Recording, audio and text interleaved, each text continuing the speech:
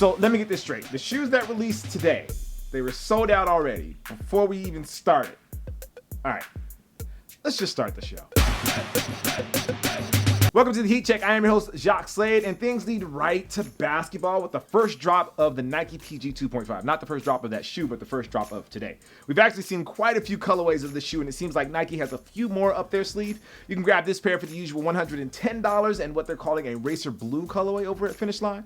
And speaking of basketball shoes, the Kyrie low is dropping in a color they're calling Amarillo, which is a fancy term for yellow. But if you want to grab these kicks, they'll cost you $110. Keeping the basketball vibes alive, the Adidas Crazy Boost You Wear Level 1, or just basically Boost You Wear, is dropping in a new colorway. I'm a big fan of the look of this shoe, and the styling is pretty dope. You can grab those for $170.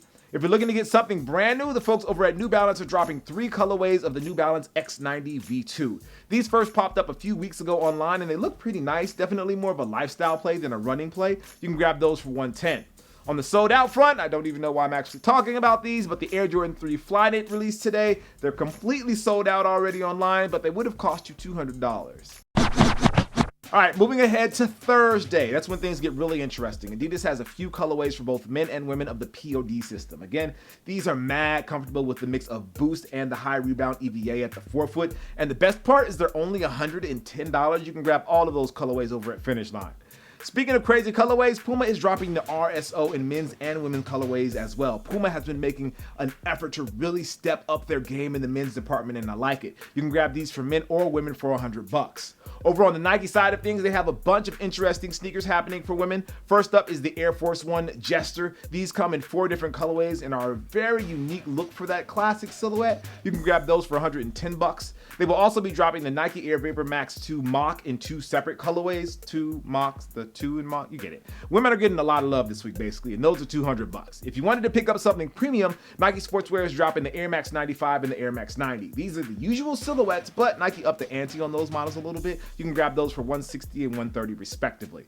Speaking of the Air Max 95, there is a VAPORMAX version of the Air Max 95 dropping at Finish Line, but it will only be available in store. If you do want to get your hands on a pair, make sure you call your local Finish Line first before you try to go pick up a pair. All right, for you Foamposite fans out there, the Foamposite Pro is dropping in Sequioa.